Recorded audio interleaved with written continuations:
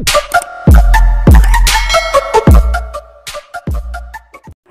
mga master! Welcome back again to our channel. Panibagong araw, panibagong kabanata na naman ang pagsamasamayin natin ngayong araw na ito. At kung bago ka sa ating channel, pag-click ang subscribe button and hit the notification bell para updated kayo sa ating mga susunod na videos. So mga master, bago natin simulan ang ating kabanata ngayong araw na ito, huwag po sana natin skip yung ads mga master no, dahil malaking bagay na po yan sa ating munting channel. So simulan na natin kabanata ngayong araw na ito. Let's go! Kabanata 6661-6680. Kabanata 6661. Ment, si James, nasa gitna ng aura ng Hong Roma, ay nakaranas ng isang walang uliran na pakiramdam ng peligro. Sa kabila ng kawalan ng mga porma sayon sa loob ng Hong Rome aura, pinigilan nito ang kanyang paglilinang at supernatural na kapangyarihan. Si James ay napuspos sa isang malalim na takot at kawalan ng pag-asa, na walang lakas sa harap ng malawak at labis na puwersa na ito. Si James ay gumawa ng dalawang malubhang hakbang sa pasulong, lamang na tinusok ng mga tinak. Ang nakamamatay na sakit ay sumulong sa kanya habang ang dugo ay nagsimulang dumaloy ng labis mula sa kanyang mga sugat. Kahit na mas masahol pa, hindi siya makakakuha ng anumang enerhiya upang pagalingin ang kanyang sarili. Hindi pa nakatagpo si James ng isang kakilakilabot na balakid. Enveloped sa pamamagitan ng naghihirap na Hong Rome aura, naramdaman niyang walang magawa, hindi magagawang masikip kahit na ang kaunting pagtutol. Tulad ng pagbabante ng kawalan ng pag-asa na ubusin siya, lumitaw ang dalawang daloy ng kapangyarihan, isang lilang ginto at ang iba pang pulang-pula. Turtle power at matuwid na aura. Tila nahawakan ni James ang isang nakakaligtas na dayami, at nang malapit na siyang magmadali, ang dalawang kapangyarihan ay nawala agad sa aura ng Hong Rome. Nabigo, sinumpa ni James, "Fuck, mamamatay na ba ako na nakulong dito?" Bigla, nakita ni James ang isang sinag ng ilaw na lumitaw mula sa kanyang katawan, mabilis na materializing sa isang ethereal figure sa walang bisa sa harap niya. Ang figure ay lumitaw na transparent, kulang ng mga natatanging tampok o isang nakikilalang mukha. Ito ay tila marupok na parang isang gust ng hangin lamang ang maaaring magkalat. "Master! Master!" Nagulat si James sa malabong sigaw. Naisip niya sa kanyang sarili, kakaunti lamang ang mga tao ang nakikipag-usap sa akin bilang master. Si Hershaya at ang iba pa ay hindi sumama sa akin. Ngunit si Stephen, biglang naalala ni James ang mga alaala kay Stephen. Bumalik sa mundo ng Ying, sinakripisyo ni na Stephen at Luko ang kanilang mga sarili upang maisaaktibo ang Chaos Hong Rome Formation upang mag-stall ng oras para mag-iwan si James ng pag-iisa. Mula pa nang maiimbak ni James ang kanilang mga kaluluwa sa loob ng kanyang puwang. Nagulat siya na biglang magpakita si Stephen ngayon. Nais na kumpirmahin, nagmadali si James na nagtanong, "Ikaw ba, Stephen?" Nakatitig si Stephen, "Oo, ito sa akin. Ito ang Hong Rome aura, Master. Dahil sa iyong kasalukuyang ranggo ng paglilinang, hindi mo ito labanan. Huwag mo ring subukan ito, o mag-eniaya ka sa isang kalamidad sa iyong sarili." Tumanggo si James at tinanong, "Dahil nagmula ka sa kakanyahan ng Hong Rome, ang aura na ito ay dapat na makatulong sa iyo, di ba?" Bumantong hininga si Stephen. "Ang Hong Rome aura dito ay masyadong mahirap. Sa ngayon, magagawa ko lang ito. Ngunit hindi mabulok. Ang Eurus-1 Genesis Bell ay dapat malutas ang sitwasyong ito." Agad na tinawag ni James ang Eurus-1 Genesis Bell. Agad na lumitaw si Lysia bilang isang sinag ng ilaw at materyal sa balikat ni James. Agad na sinabi ni Lysia, "Nag-aalala ako. Pinigilan ng Hong Rome aura ang lahat at pinaghiwalay ang komunikasyon. Tumawag ako sa iyo, ngunit hindi mo ako narinig." Bilang materialized si Lysia, naglunsad siya sa isang tirade, na nag-aalsa kay James para sa kanyang kamangmangan. Ang biglaang mga reklamo ay iniwan si James dumbfounded. Samantala, ang Eurus-1 Genesis Bell ay biglang sumulong sa isang nakapangangilabot na kulay abo na luminescence. Sa pagmamasid sa pag-unlad na ito, pinukaw ni James ang kanyang kilay. Bakit ang sarili ng Eurus-1 Genesis Bell? Si Lysia ay sumulpot sa isang elixir at sumagot, "Ito ay umuusbong. Sa bawat ebolusyon, lumalakas ako." Bago tumugon si James, nasaksihan niya ang Eurus-1 Genesis Bell na umaakit sa nakapalibot na Hong Rome aura patungo dito. Ang kulay abo na aura nito ay agad na naging enhanced sa isang shroud ng lilang enerhiya. Iligtas mo ako, Master. Ang kagyat na pag-iyak ni Stephen ay sumabog sa kaguluhan. Napansin ni James ang figure ni Stephen na unti-unting kumukupas sa mabilis na bilis. Mabilis niyang pinalawak ang kanyang kamay at na-teleport si Stephen pabalik sa kanyang spatial storage. Nang tumitig si James sa Eurus 1 Genesis Bell, bigla itong sumabog sa isang nagniningning na lilagintong ningning. Sa susunod na sandali, ang Hongrome aura na nakapaligid sa kampanilya ay nawala. Ang Eurus 1 Genesis Bell ay nag-shred ng orihinal na kulay abo na husk at nagbago sa isang marilag na gintong kampanilya, na may mga kulay ng lila at ginto. Nag-spun ito ng isang beses, 2 beses, at 3 beses at nagpatuloy hanggang sa ika-6 na pag-ikot bago unti-unting huminto. Ang video na ito ay edited by Herban Storytelling. Kabanata 6662. 6 na singsing ng lila-gintong ilaw na magkakasundo sa paligid ng kampanilya, na nagpapalabas ng isang pakiramdam ng banal na paggalang. Ang dating mapurol na hitsura ng Eurus 1 Genesis Bell ay nagbago sa isang masidhing simbolo ng grandeur. Biglang umungol si Lysia, napakaliit. Iyon ay hindi gaanong kasiya siya. Iyon ay hindi sapat na Hongrome aura. Pinangunahan ni James ang kanyang kilay. Oo, ang ebolusyon na ito ay hindi rin ako nakarating sa isang pangalawang katawan ng Sonda. Si James ay huminga ng matalim na hininga at sinabing, ang karma at mga paghihirap ni Yuldra ay tinatakan ng Hongrome aura, kaya sigurado ako na pareho ito para sa iba. Maaari nating isa-isa ang mga ito. Lubhang sumagot si Lysia, hindi madali ang iniisip mo. Ang Hongrome aura seal ay ginagamit sa kanya dahil siya ay nasa ranggo ng Declan. Ang iba ay nasa ranggo lamang ng Zeklan, kaya malamang na sila ay selyadong may chaos aura. Kinwestiyon ni James, hindi ba maaaring magulong aura ang aura? Ipinaliwanag ni Lysia, gagawin ito, ngunit hindi ito maihahambing sa Hongrome aura. Bilang iyong pangalawang katawan, hindi ako makayanan ng mas mababa kaysa sa pinakamahusay. Hindi ka sam-asang-ayon. Nag-chok si James at sinabing, sige, bumalik sa kampanilya. Nagtitiwala ako na lalago ka sa lalong madaling panahon. Malinaw na tanong ni Lysia, nais mo bang lumaki ako? Kung mas maganda ako kaysa sa iyong asawa at maaaring mag-alok ng higit na tulong sa iyo, ikakasal mo ba ako? Si James ay sumigaw, Paf, Wednesday you. Sinasabi ko sa iyo, walang ibang babae ang maaaring lumampas sa kagandahan ng aking asawa sa aking mga mata. Tumigil sa pagiging malikot. Dagdag pa, ikaw ang aking pangalawang katawan at talaga ang isang babaeng bersyon ng aking sarili. Hindi ako masyadong narcissistic upang aliwin ang hindi makatwirang mga saloobin tungkol sa aking sarili, pangangatuwiran ni James. Samandal si Lysia sa tainga ni James, bamulong, ngunit babae pa rin ako. Hindi komportable si James, ang mga goosebumps sa buong katawan niya, at sinaway, mas matapang ka sa araw, Lysia. Umalis ka, shoo. Bumalik sa Eurus 1 Genesis Bell at lumaki, kung gagawin mo. Sa totoo lang, pinakamahusay na hindi ka lumaki pagkatapos ng lahat. Si Lysia ay nag-chok, pagkatapos ay nagbago sa isang 5 kulay na light beam at nawala sa Eurus 1 Genesis Bell. Mabilis na itinaas ni James ang kanyang kamay at inatras ang Eurus 1 Genesis Bell sa kanyang katawan. Sa sandaling iyon, ang Hongrome aura ay na-dissipated, at ang selyo kay Yuldra ay naangat.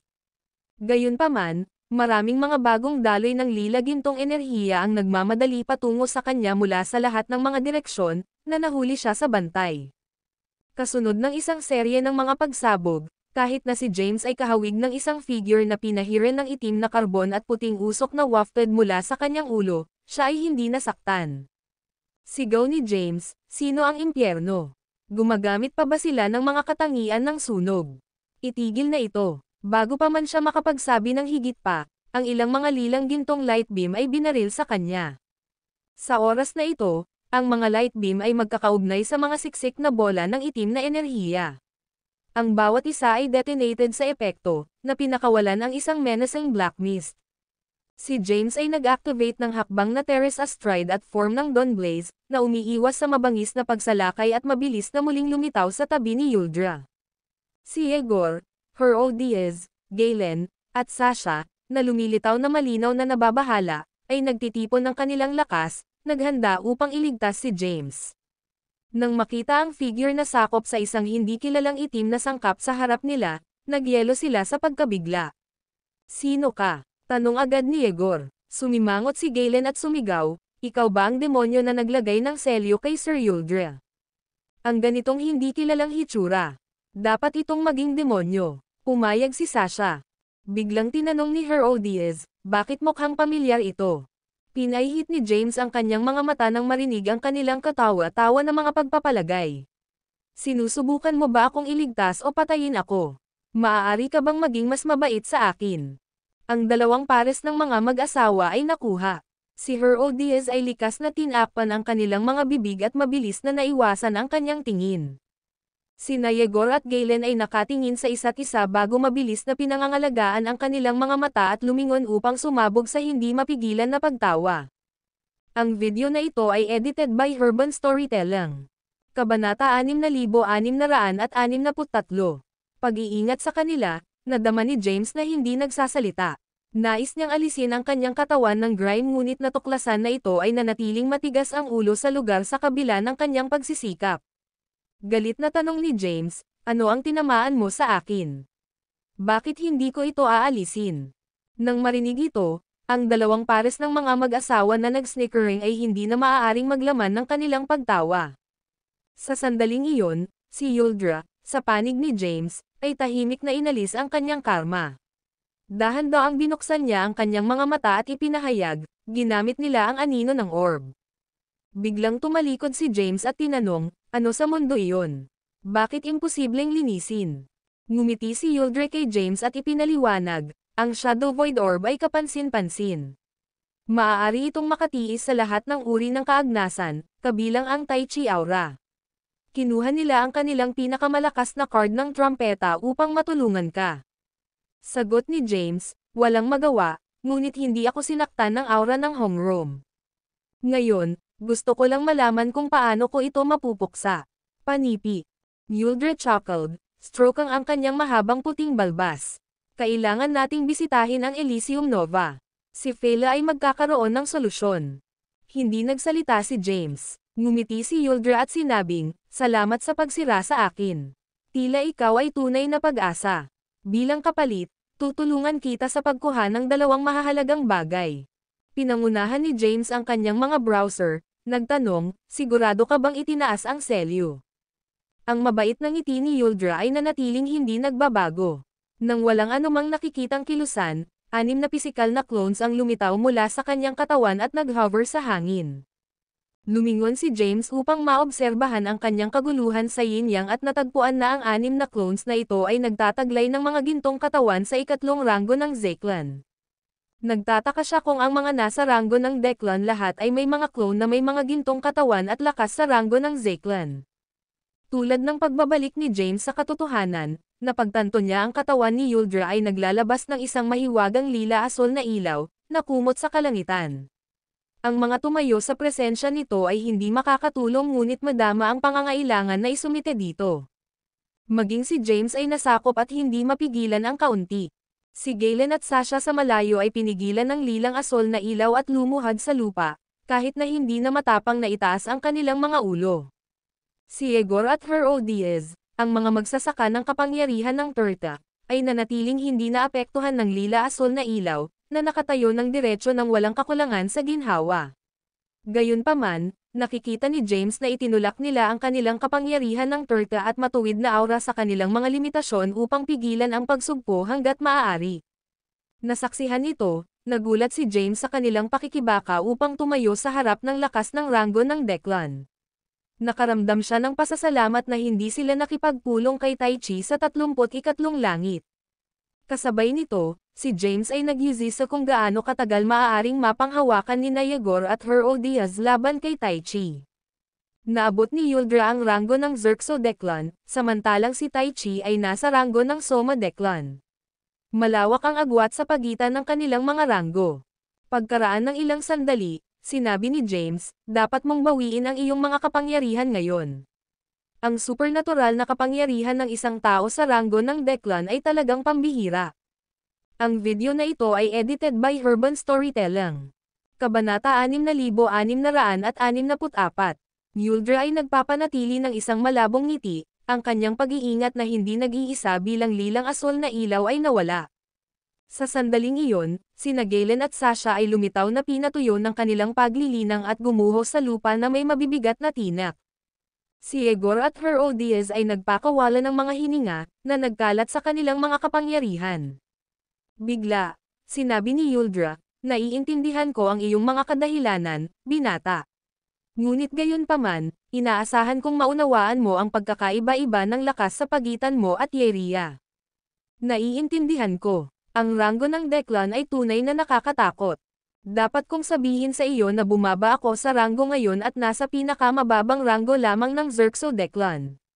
Noong nakaraan, umakyat ako sa 33 langit habang nasa ranggo ng Yitro Declan at nakipaglaban sa Yeria. Kahit na noon, malubhang nasugatan ako bago kami nagpalitan ng 100 gumagalaw at sumakit mula sa mga heya. Kung ang batas ng mga landas, si Wesley, ay hindi na magitan, baka hindi na ako bumalik sa mundo ng Tai Chi. Inayos ni Yuldra ang kanyang titig kay James at sinabing, iyon ay 200,000 mga entrepok na nakaraan. Maaari mo bang isipin kung gaano siya kalakas matapos ang napakaraming oras na lumipas? Pinaikit ni James ang kanyang mga kamao at sinabing, kahit gaano kalakas ang aking kalaban, hindi ako magbubunga. Ang iyong resolusyon ay matatag. Hindi ko ito pinag-uusapan. Gayunpaman, ang pagpapasya lamang ay hindi sapat. Dapat kang magkaroon ng malaking lakas. Bumantong hininga si Yuldra. Tumanggo si James bilang tugon. Si Yuldra ay tame time na nakasaad, ang kapangyarihan ng Marcy Ice ay may kakayahang mag-transcending na mga hangganan. Kung pinagkadalubhasaan mo ito at walang putol na pagsamahin ito sa Marcy Ice Soul ni Yanni, hindi ka malalaman laban sa mga nasa ilalim ng ranggo ng Declan. Walang duda. Ngunit dapat mong hangarin na makipaglaban sa mga nasa ranggo ng Declan, dapat ka ring umakyat sa kanilang ranggo. Kung paanong naghanda si James na tumugon, itinaas ni Yuldra ang kanyang kamay at nag-ambala.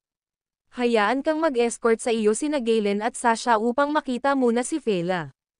Pagkatapos, lumingon siya kina Herodias at Yegor, na nagsasabing, samantala, ang tatlo sa atin ay pupunta sa ikalimang antas ng panlabas na larangan ng digmaan. Sa aming pagbabalik, bibigyan tayo ng isang makabuluhang regalo. Pagkatapos magsalita, ipinikit niya ang kanyang mga mata, at isang mahiwagang puwersa na nakapaligid sina Herodias at Yegor, na dinala ang buong bundok. Sa lalong madaling panahon sapat na, wala na sila sa paningin. Si James, na nakatayo sa itaas ng bundok ilang sandali lamang, natagpuan ang kanyang sarili sa mid-air. Nagbulong siya sa pagkamangha, kaya't ito ang lakas ng supernatural na kapangyarihan na kabilang sa isang tao sa ranggo ng Declan. Walang hirap niyang inalis sila. Ang ranggo ng Declan sa lampas sa aming mga grasps. Hindi lamang ang aming antas ng enerhiya ay hindi tinutukoy, ngunit kahit na ang pagkuha lamang ng isang gintong katawan ay tumatagal ng hindi mabilang na mga entrepok. Sinabi ni Galen, na sumali kay James na may malambot na buntong hininga. Sasha ay James at sinabing, nasa ranggo ka ng Zeklan ngunit mayroon ng gintong katawan. Naiinggit ako sa iyo. Malumanay na ngumiti si James at sumagot, magkakaroon ka ng sa lalong madaling panahon. Sina Galen at Sasha ay sumulyap sa bawat isa, na pinapanatili ang kanilang mga saloobin sa kanilang sarili. Matapos ang isang maikling pagpos, gestured ni Galen na sundan siya ni James. Sumama ka sa amin. Binalaan ni Sasha, marahil ay hindi ka pa tinanggap ng Fela. Pagkatapos ng lahat, ang iyong pagdating ay maaaring masira ang kanyang pangarap na makabisado ang parehong Marcy Ice at kapangyarihan sa kasaysayan. Dapat kang mag-ingat. Tumanggo si James bilang tugon, pagkatapos ay umalis sa mag-asawa. Ang video na ito ay edited by Urban Storytelling. Kabanata 6665. Within Elysium Nova ay namamalagi ng isang mahiwagang ipinagbabawal na kaharian. Tatlong napakalawak na asol na mga planeta ang nakaayos sa isang pagbuo ng zigzag habang hindi mabilang na mga sapa ng Asher liquid cascaded mula sa kalangitan. Habang bumaba ang tubig, ito ay nagbagsak at nagdala ng isang kasiya siyang samyo, na bumubuo ng tatlong malawak at marilag na talon. Ang nakamamanghang paningin na ito, kung saan ang tubig ng cascading ay umaabot ng 3,000 talampakan, ay kahawig ng kadakilaan ng Milky Way. Sa ilalim ng malinaw na asol na lawa ng talon, ang puting ambon ay sumabog sa hangin, na tinatakpan ang isang nakamamanghang figure na kaaya-aya na gumagalaw sa loob ng tubig. Ang kanyang mga paggalaw ay likido at matikas, nakapagpapaalaala sa isang supply na sirena na paghabi sa kalaliman. Bigla, ang figure ay sumabog mula sa ibabaw ng tubig, na nagpapadala ng mga droplet na lumilipad at naghahatid ng isang nagliliwanag na glow. Sa susunod na sandali, isang magandang mukha na pinalamutian ng mga kristal na malinaw na mga patak ng tubig at naka-frame sa pamamagitan ng mahabang buhok na nagkaskading tulad ng isang talon. Ang paningin ay nakakaakit, sapat na upang mag-apoy ng apoy sa puso ng isang tao. Si Fela, na minsan ay pinasasalamatan bilang pinakapambihirang at mapagmataas na pragyas sa mundo ng Ying, ay nakakuha din ng kilalang tao bilang isa sa 3 pinaka-nakamamanghang kagandahan ng Tai Chi World. Siya ay nagmamay-ari ng parehong nakakagulat na pang-akit at mabisang lakas. Sa mundo ng Ying, naghari siya bilang isang reyna, na nag-uutos sa lahat, at tumayo siya. Walang kapantay sa kabuuan ng mundo ng Tai Chi. Ang hindi mabilang na mga suitors ay naninindigan para sa kanyang pagmamahal, hindi mabilang na mga sumasamba ang nagpalawak ng kanyang mga biltod, at ginamit niya ang transcendent na kapangyarihan. Ang kanyang dating kaluwalhatian ay umabot sa walang kapares na taas. Ngunit ngayon, siya ay nakulong sa loob ng lugar na ito. Sa kabila ng kanyang napakaraming kagandahan, natagpuan niya ang kanyang sarili na nabawasan sa isang dalaga, na humahanga sa kanyang sariling pagmuni-muni. Bigla, isang sinag ng ilaw na nagmula sa kalangitan. Di nagtagal, lumitaw si James mula rito. Nakasaklaw pa rin siya sa dumi at mukhang kakilakilabot. Matapos makarating, gumala ang kanyang tingin, at nagulat siya sa nakalalasing na kaluwalhatian sa harap niya. Ikaw, paano ka maglakas loob na panghihimasok dito? Sino ka? Si Fela, hubad sa gitna ng tubig, ay sumigaw matapos na bigla niyang nakita si James. Ang kanyang kahihiyan at galit na galit ay sumulpat habang itinulak ang kanyang palad, na pinakawalan ng isang malakas na kapangyarihan ng Marcy Ice na diretso kay James. Hindi ito sinasadya, bulalas ni James, mabilis na naghahatid ng form ng Dawn Blaze upang hindi mapigilan ang paraan ng pinsala. Ang kapangyarihan ng Marcy Ice ay bumangga sa isang bundok, sinira ito sa mga fragment. Pagkuha ng pagkakataon ng kaguluhan, umakyat si Fela sa kalangitan, at pinalakas siya ni Marcy Ice Power.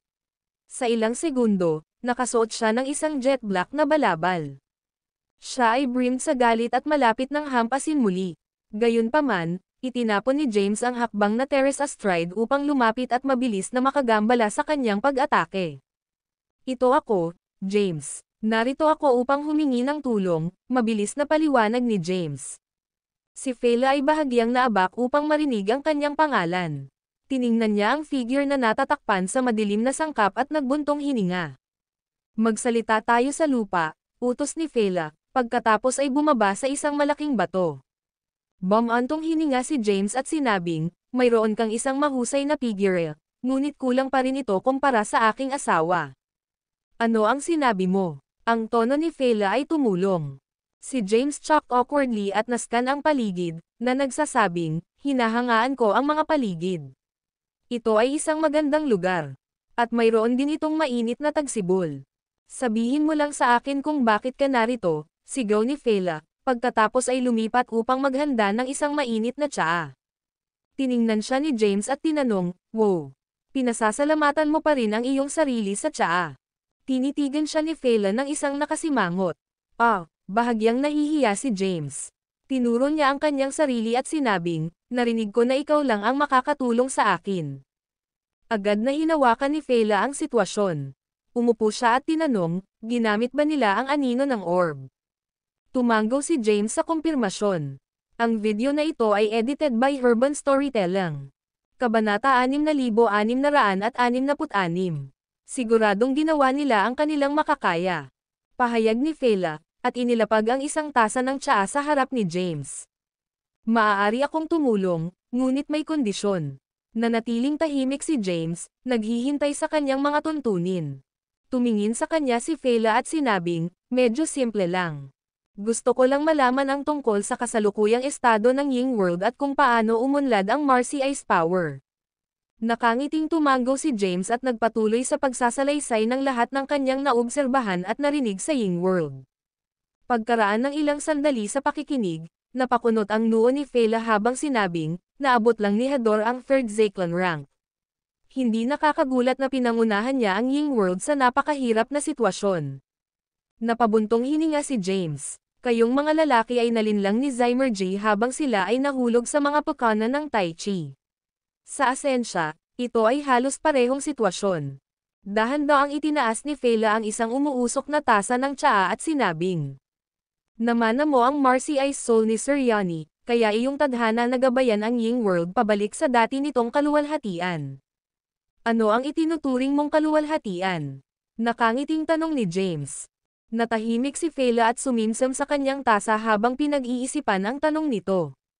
Ninamnam ni James ang kanyang tsaa, at bigla niyang naramdaman ang enerhiyang damaloy sa kanya. Pakiramdam niya ay dinadalisay at mas malakas ang kanyang Marcy Ice power. Nagtatakang nagtanong si James, ano ito? Bakit may kakayahan itong pinuhin ang aking Marcy Ice power? Nagtatakang tanong ni Fela, does it affect you? Sabik na tumango si James. Mahinahong sinabi ni Fela, mabuti. Pumasok ka sa lawa at maupo sa harap ng talon. Himukin ang iyong Marcy Ice power at Marcy Ice soul na pagsamahin sila. Sa gulat, tumingin si James sa talon at nagtanong, hindi ko ba madumihan ang tubig na pampaligo mo? Inilibot ni Fela ang kanyang mga mata at sinabing, sundin mo lang ang aking mga tagubilin. Ang kapangyarihan ng Shadow Void Orb ay maghahayag din ng tunay na potensyal nito.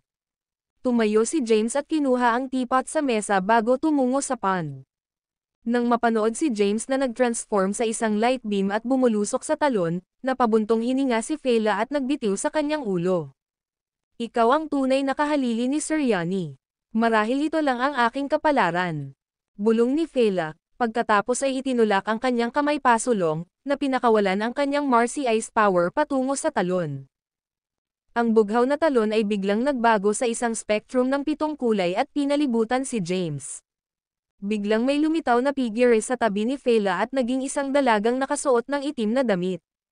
Tanong ng dalaga, inilaan mo ang iyong sarili sa paglikha ng Aurora Mauritius combat form para maabot ang Deklan rank. Paano mo ito maibibigay sa kanya? Lumingon si Fela sa kanya at nagturo, tulungan mo akong tipunin ang lahat ng nilalang sa Elysium Nova na naglilinang ng kapangyarihan ng Marcy Ice, Fer. May mahalagang anunsyo ako. Natigilan si Fer. Bakit mo gustong tipunin sila sa panahong ganito? Balak mo bang magsimula ng digmaan sa mga may hawak ng historical power? Natahimik si Fela, hindi sumagot sa tanong niya. Nang makitang ayaw magsalita ni Fela, matino siyang lumayo. Kilalang kilala niya ang kanyang amo at alam niyang imposibleng magbago ang isip niya. Matapos mawala si Fela sa paningin, nang hihinayang sinabi ni Fela, ang Deklan rank. Marahil ang pag-iwan dito bilang isang magandang panaginip ay ang pinakamahusay. Itinaas niya ang kanyang tasa at ininom ang kanyang tsaa. Sa susunod na sandali, nag-transform siya sa isang light beam at lumitaw malapit sa talon. Ibahagi sa iyong mga kaibigan. Ang video na ito ay edited by Herban Storytelling. Kabanata 6667. Sa 33 langit ng Tai Chi Grand Temple, isang taong may edad na sa isang itim at puting balabal ay nakatayo sa itaas ng mga dingding. Ang kanyang mukha ay nagbigay ng awtoridad sa regal at disdain, na nagpo-project ng isang presensya na tila bumababa sa mas malaking larangan. Sa ilalim niya ay tumayo ng maraming nabubuhay na nilalang na yumuko sa kanya, natatakot na matugunan ang kanyang tingin. Sumigaw ang gitnang may edad na, personal na binigyan ako ni Tai Chi ng utos na pansamantalang maging kapalit bilang gobernador ng Yang. Mula ngayon, ako, Kadira Trench, ay hahawak sa mga gawain ng Tai Chi World. Agad na itinaas ng lahat ang kanilang ulo sa kakilakilabot. Ano ang mali? Hindi ka ba nasiyahan sa desisyon? Sumimangot si Kadira. Nagulat, ang tagapakinig sa ibaba ay lumuhad ng sunod-sunod, ang kanilang mga tinig ay nag-iisa, hindi, gobernador ng Yang. Si Kadira ay buong pagmamalaki, ang kanyang mga kamay ay kumapit sa likuran ng kanyang likuran, na naglalabas ng isang mapagmataas na aura. Sa sandaling iyon, nakaramdam siya ng kahalagahan. Para sa mga ians, nag-iingat siya para sa posisyon. Matagal na, hindi siya nagkaroon ng pagkakataon dahil sa anak ni Tai Chi. Ang kanyang pangarap ay sa wakas natupad. Bagaman pansamantala ito, minarkahan nito ang simula ng kanyang pag-akyat. Ipinahayag niya, bunch mumula sa Tai Chi Worlds at Grand Patriarchs ng iba't ibang mga sekta. Sa pamamagitan ng tama, hindi ka karapat-dapat na narito. Gayunpaman, ang Tai Chi ay mapagbigay na ipinagkaloob ang pagkakataon sa iyo, na nagpapalawak ng isang banal na regalo sa lahat ng mga tagalikha ng mundo ng Tai Chi. Ang kanyang mga salita ay nagdulot ng pag-asa sa madla, at ang kanilang mga titig na puno ng pag-asa. Dumating ang decree ng Tai Chi. Ang kadira ay nagbagsak ng isang scroll, na naglalabas ng banal na ilaw, agad na nag-uudyok sa madla na umusbong sa paggalang. Kaugnay ng mga hamon na kinakaharap ng mga nabubuhay na nilalang ng Tai Chi World at bilang tugon sa mga kolektibong pagnanasa ng mas malaking larangan, si Tai Chi ay naglabas ng isang espesyal na utos upang pansamantalang buksan ang una sa ika-12 antas ng Zymergy.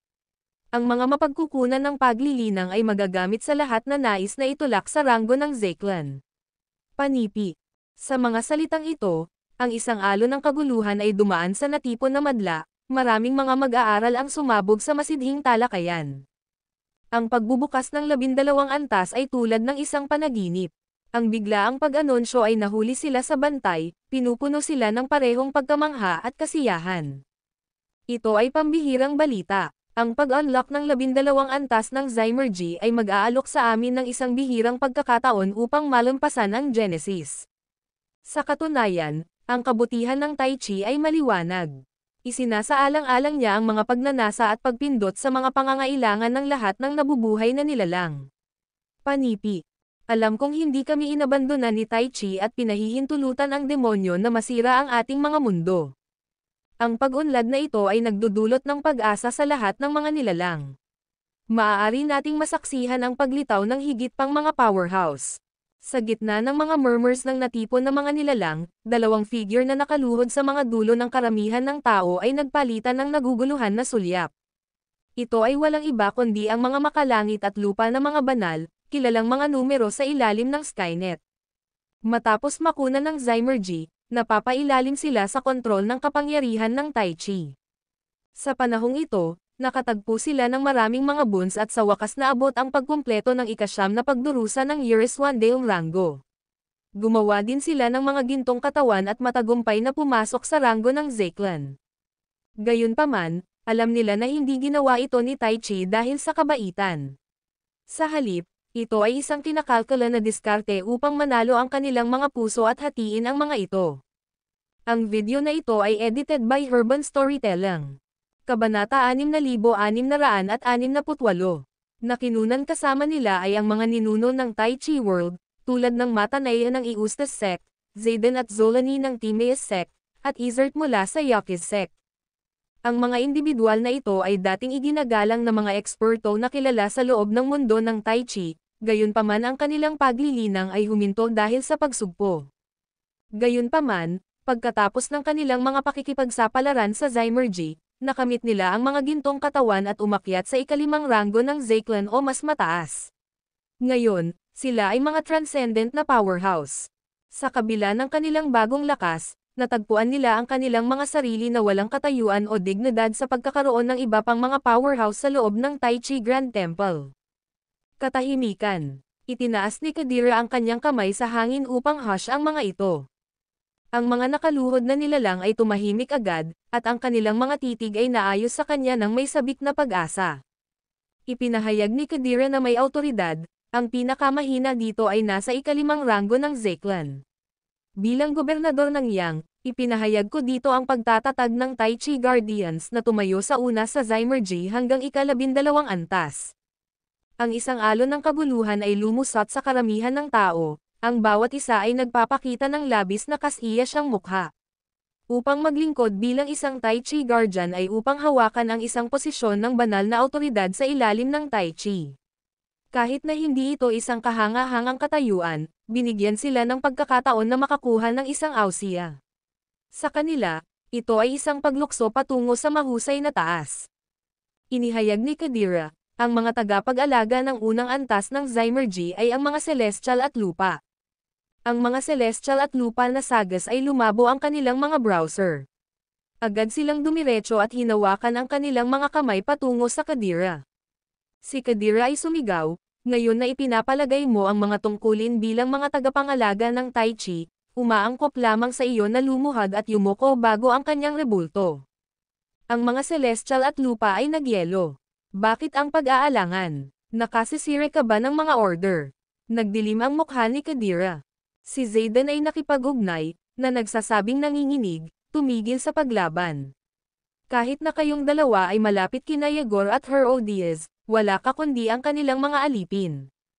Sa katunayan, si Zolani ay nag-chime sa isang hindi kanais-nais na snort.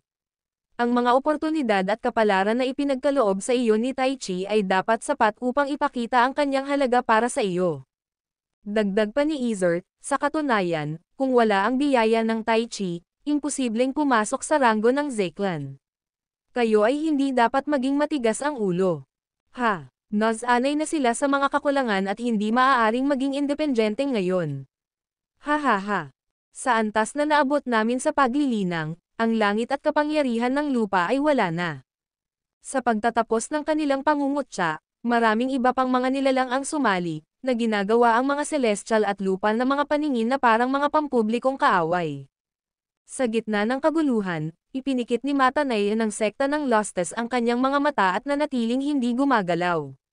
Naunawaan niya ang lahat na sa mga oras ng kahirapan, dapat yumuko ang isa upang mabuhay, walang hanggang kahihiyan hanggang sa madaling araw ng mas maliwanag na araw. Nakalulungkot, hindi niya maipadala ang mga mensahe ng telepathic sa loob ng bulwagan. Kung hindi man, mag-alok siya ng payo sa mga celestial at panglupa. Nahaharap sa mga nakakatakot na panunuyan ng karamihan, ang dalawang sage ay nagpalitan ng isang makabuluhang sulyap at dahan-daang bumangon sa kanilang mga paa.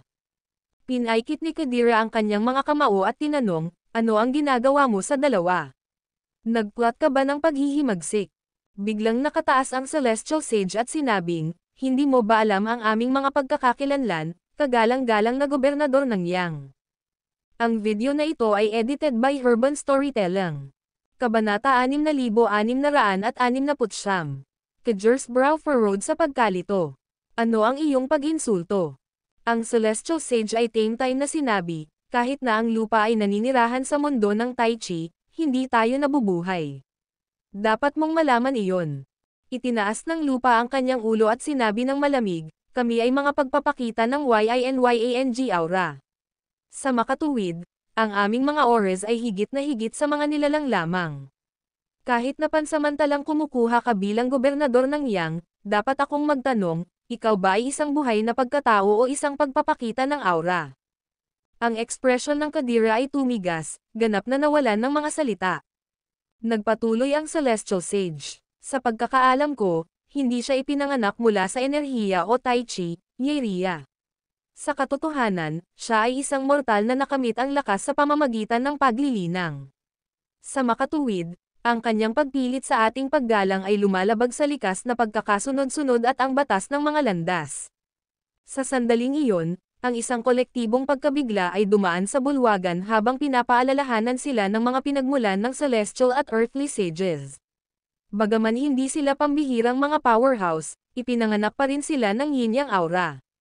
Sa makatuwid, ang kanilang katayuan ay natural na mas mataas kaysa sa lahat na naroroon, kahit nakasama ang Tai Chi. Hiniling nila na ang isang superior na bao bago ang isang mortal, na laban sa likas na pagkakasunod-sunod ni Zymergy. Biglang lumingon si Zayden at sumigaw, mapang-akit. Gaano kakatapang na kumilos ka ng malakas bago si Tai Chi? Mayroon ka bang isang nais na kamatayan? Bago siya kumilos, si Zayden ay tumigil sa pamamagitan ng isang babala na sulyap mula sa mga celestial at lupa. Kung ito ay isang away na gusto mo, handa na kaming lumaban. Maaaring nasa ikapitong ranggo ng Zeklan, ngunit ganoon din tayo. Paano natin ito susubukan? Ang lupa na sambong ay muling nag-retort ng malamig. Ang mga labi ni Zayden ay umiikot habang siya ay nahaharap sa walang hanggang pagmamalaki at lupa na walang tigil na pagmamalaki. Gayunpaman, wala siyang pagpipilian kundi upang mapahinga ang kanyang mga clenched fists. Tumawa si Matanay, kapag ang mas malaking kapangyarihan ay wala, Ang mahina ay nagsisimulang igiit ang pangangibabaw. Agad na iginuhit ng kanyang mga salita ang pansin ng lahat. Itinaas ni Matanaya ang kanyang ulo ng isang malumanay na ngiti at sinabing, Kadira, mula sa naalala ko, ikaw at ako ay dating bahagi ng parehong sekta, na ginagawa akong nakatatanda. Tama ba iyon? Ang ekspresyon ni Kadira ay lumipat, ang kanyang mga pisngi ay kumikislap sa galit. Naghahanap ka ba upang pukawin din ang problema sa kanila? Mahinahon na sinabi ni Matanaya, nirerespeto namin si Taichi. Gayunpaman, ito ang posisyon na ating igagalang. Hindi iyon sama-sama sa sino mang mag-abuso sa kapangyarihan ng Taichi, autoridad ng Fen, o sugpuin ang iba. Nanginginig si Kadira, maliwanag ang kanyang galit habang hinuhubaran niya ang kanyang mga ngipin. Fine, tila lahat kayo ay nakayuko sa paghihimagsik. Ngayon, Kadir, ang mahigpit na tinig ng babae ay nag-ambala sa kanya. Di nagtagal, isang babae ang lumitaw sa itaas ng pader ng palasyo. Lumingon si Kadir sa kanya ng isang nakasimangot at tinanong, ano ang ginagawa mo dito, Ilva? Solemang sinabi ni Ilva, nagsasalita sila ng katotohanan. Kung si Taichi ay naglabas ng isang utos, pagkatapos ay ipahayag ito ng naaayon. Hindi na kailangan ng anumang mga personal na agenda at lumikha ng hindi kinakailangang mga salungatan. Ikaw, ang galit ni Kadira ay sumiklab. Mahigpit na iginiit ni Ilva, huwag kalimutan. Pansamantala lamang ang aming mga posisyon. Mayroon kang autoridad na magpasya sa mga bagay, ngunit may kapangyarihan akong mag-veto. Naramdaman ni Kadira ang isang hindi pamilyar na pakiramdam ng kahihiyan. Alam niya na sa kabila ng kanyang pinapahalagahan na posisyon bilang pansamantalang gobernador ng Yang, ang kanyang mga desisyon ay haharapin ang pagsalungat mula sa marami. Gayunpaman, hindi niya inaasahan ang pangkat na ito ng tila hindi gaanong kahalagahan upang maglakas loob na hamanin siya. Sa interbensyon ni Ilva, hindi na niya may pagpapatuloy ang kanyang mapagmataas na pag-uugali. Nag-resign sa sitwasyon, inihayag niya ang pagtatalaga ng Taichi Guardians. Ang una hanggang ikalimang antas ng Zymergy ay ipinagkatiwala sa ilang mga Grand Patriarches sa ikalimang ranggo ng Zeklan. Ang Celestial at Lupa na mga Celestial ay naibigay sa ika-6 na antas. Si Zayden ay hinirang na tagapag-alaga ng ikapitong antas, samantalang si Zolani ay nasa ika-8 antas. Ang video na ito ay edited by Herban Storytelling. Kabanata 6670. Matanaya ay namamahala sa ika-9 na antas. Ang ika-10 antas ay ipinagkatiwala kay Izert. Panghuli, sina Ilva at Kadira ay nag-aalaga sa ika-11 at ika-12 antas. Bukod dito, ipinadala ng Taichi Grand Temple ang tinatawag na 12 Taichi Envoys, mga individual sa ika-5 ranggo ng Zeklan, upang bumaba sa mundo ng Taichi. Ang kanilang misyon ay upang pumili ng mga makapangyarihang nilalang na may kakayahang umakyat sa Zymergy. Ang komprehensibong plano ni Taichi upang ihiwalay ang mga makapangyarihang puwersa sa loob ng mundo ng Taichi upang harapin ang pagdurusa ng Taichi at labanan laban kay James at Thea ay itinakda sa paggalaw. Ginamit niya ang kaakit-akit ng Zymergy at nakakaakit ng makapangyarihang Taichi world beings upang sumali sa kanyang dahilan. Sa pamamagitan nito, ang plano ng Skybridge ng James ay kalaunan ay magpapatunay na hindi epektibo. Pagkatapos ng lahat, walang maaaring pigilan ang tukso na pumasok sa ranggo ng Zeklan o kahit na ang ranggo ng Deklan. Gamit ang kaakit-akit ng bukas na kaharian ng kalangitan, inilaan nilang maengganyo ang lahat ng makapangyarihang nilalang sa mundo ng Taichi na sumali sa kanilang kadahilanan. Sa paggawa nito, ang anumang mga kahinaan sa Celestial Bridge na itinayo ni James ay sasamantalahan. Si Taichi ay talagang hindi mapaniniwalaan at tuso. Samantala, sa ika-6 na palapag ng Forlatland, si James ay gumugol ng ilang oras sa pag-iisa sa loob ng malalim na lawa sa ilalim ng gabay ni Fela. Kapag siya ay lumitaw, hindi lamang siya ay nalinis ng madilim na nalalabi sa kanyang katawan, ngunit matagumpay niyang nalinis ang kanyang kapangyarihan sa Marcy Ice sa tulong ng isang mahiwagang puwersa. Sa huli, pinasok niya ang ika-6 na ranggo ng Zeklan. Nang buksan ang kanyang mga mata, nakita ni James na si Fela ay nakaupo sa cross-legged sa walang bisa sa tapat niya, na nagliliwanag ng isang matahimik at binubuo ng aura. Nagulat si James nang makita ang 12-12 ng mga garapon ng iba't ibang laki na lumulutang sa harap ng Fela, na naglalabas ng isang maliwanag na glow. Biglang itinuro ni Fela, dahil gising ka, uminom. Ano ang mga ito? Namula si James sa sorpresa. Solemang sagot ni Fela, T. Hindi mo ba sinabi na epektibo ito? Sinabi ni James na nakangiting, nilinis ko na ang aking kapangyarihan sa Marcy Ice. Hindi na kailangan. Biglang pinutol siya ni Fela at malamig na sinabi, ito ay para sa iyo na isama ang kaluluwa ni Marcy Ice. Tahimik si James. Bago siya makapagsalita, tinapik ni Fela ang walang bisa at agad na binuksan ang mga garapon at ibinuhos sa bibig ni James. Habang hinuhubaran ni James ang tsaa, nanlaki ang kanyang mga mata, at isang nakasisindak na itim na ilaw ang nakapaloob sa kanya. Pinakawalan ni James ang isang nasasaktan na daing habang umakyat siya sa langit na may itim na ilaw, mabilis na umiikot sa loob ng walang bisa. Matapos ang isang buong panahon, ang ningning sa wakas ay nagkalat. Lumitaw si James sa kanyang panghuli gintong katawan, na lumilitaw na nagbago, at naligo sa isang mahiwagang lila itim na luminescence. Sinuri ni James ang kanyang sarili. Ito, ang aking kaluluwa ba sa Marcy Ice ay ganap na isinama? Hindi pa. Kakailanganin mo ang aming tulong upang makamit ang buong pagsasama. Umiling-iling si Fela, pagkatapos ay kumaway ang kanyang kamay. Bigla, ang kanyang lakas ng Marcy Ice ay sumulpat sa walang bisa, na kumalas sa protection na porma sayon sa paligid ng Elysium Nova. Ang Elysium Nova ay marahas na tumahimik sa isang dagandong. Bago maipahayag ni James ang isang salita, nasaksihan niya ang daan-daang mga figure na singilin sa walang bisa, mabilis na pinagsama-sama sa likuran ni Fela. Nagbago sila sa mga transcendent na powerhouse na nakasuot ng mga itim na damit, na nagliliwanag ng napakalawak na kapangyarihan ng Marcy Ice. Ang Chaos Yin-Yang Eyes ni James ay nag-scan sa pangkat, agad na nakikilala na sila ay higit sa lahat sa pagitan ng ika-8 at ika-9 na ranggo ng Zeklan. Ang pinakamahina sa gitna ng grupo ay nasa ika-7 ranggo ng Zeklan. Pinangunahan ni James ang kanyang mga browser at nagbulong, ano ang nangyayari? Bumantong hininga si Fela at sinabing, panahon na. Sa aming kapangyarihan ng Marcy Ice, gagawa tayo ng isang walang kapares na powerhouse. Ang video na ito ay edited by Herban Storytelling. Kabanata 6671. Pagkatapos sinabi ni Fela na, ang daan-daang mga powerhouse na may kapangyarihan ng Marcy Ice sa likuran niya ay biglang kumalat sa magkabilang panig, agad na nakapalibot kay James sa walang bisa. Gumawa sila ng mga kilos gamit ang kanilang mga kamay.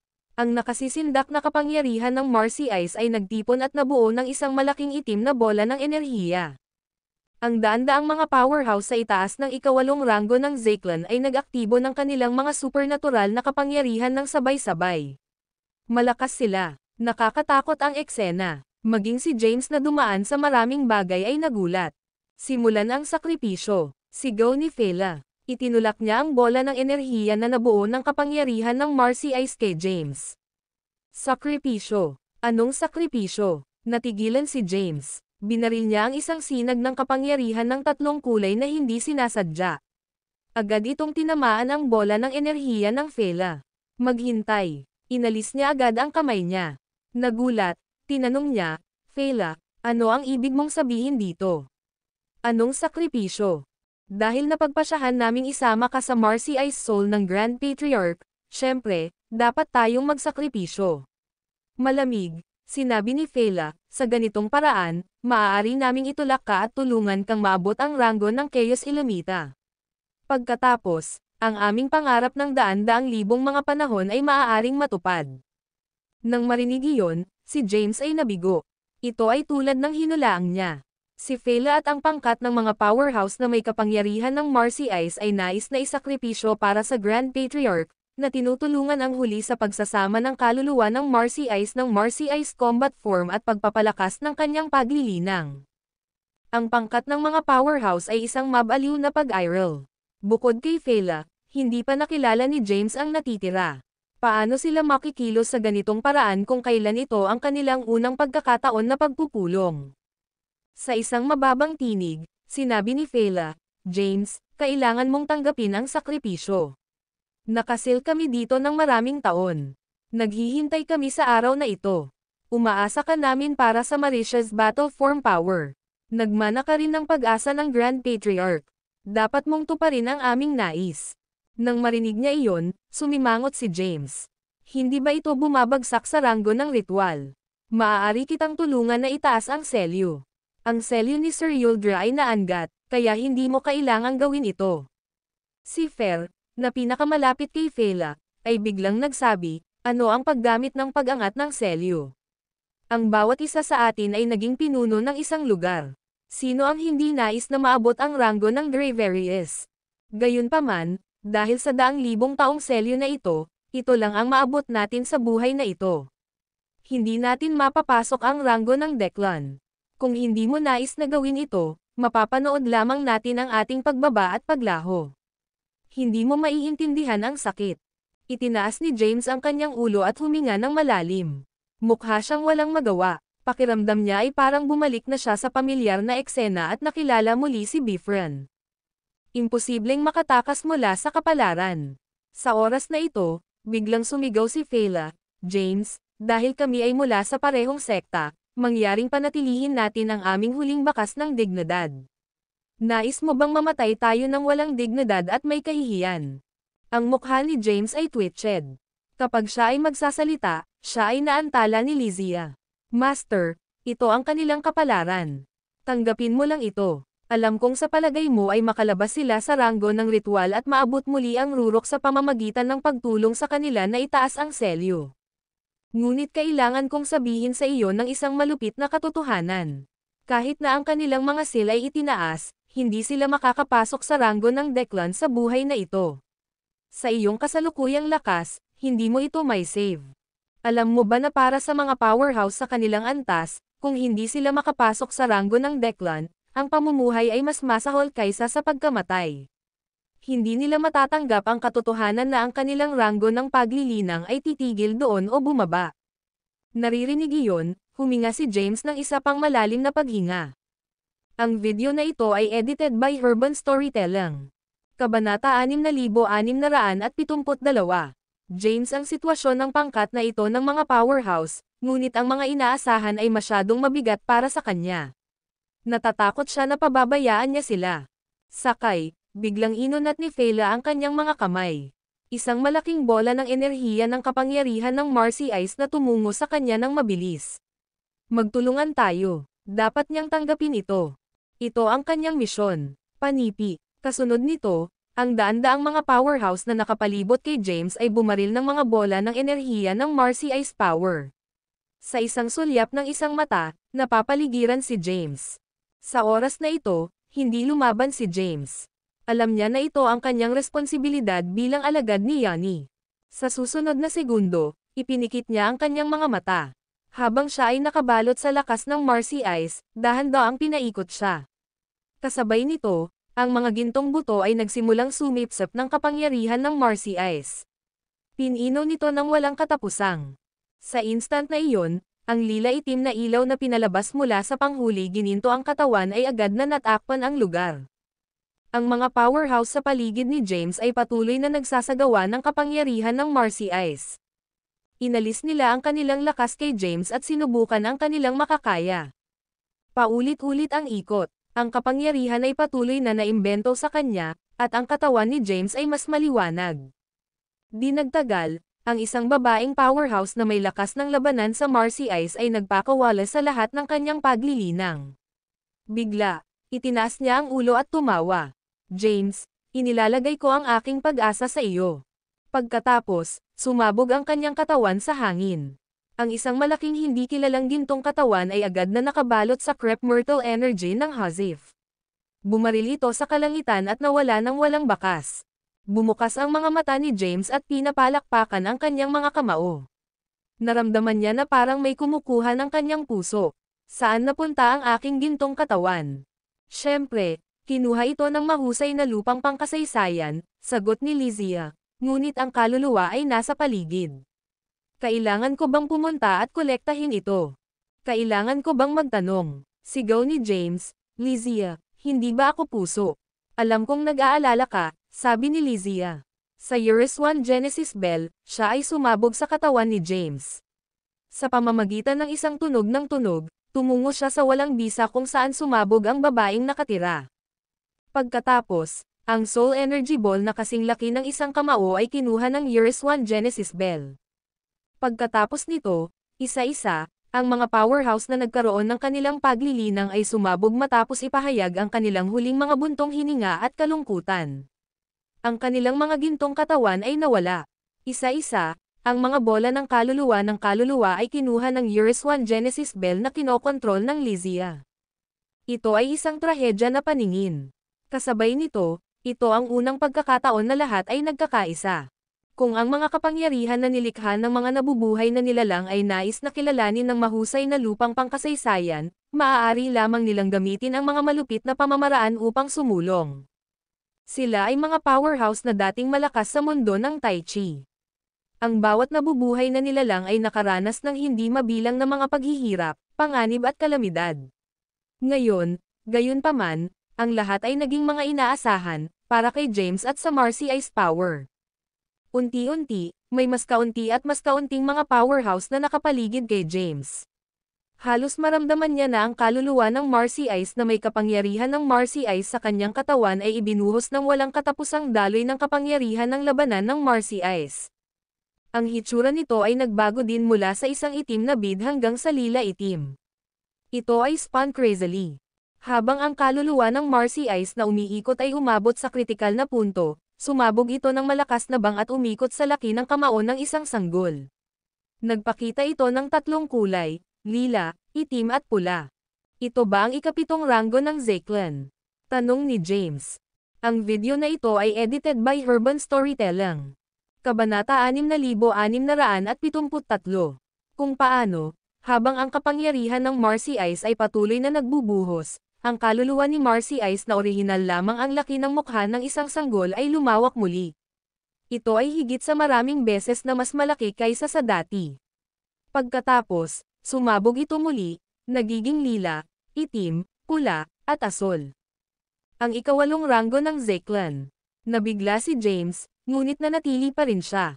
Alam niya na ang bawat bakas ng kapangyarihan ng Marcy Ice na lahat ng mga powerhouse sa paligid niya ay nakatuon sa kinatawan ng kanilang mga inaasahan.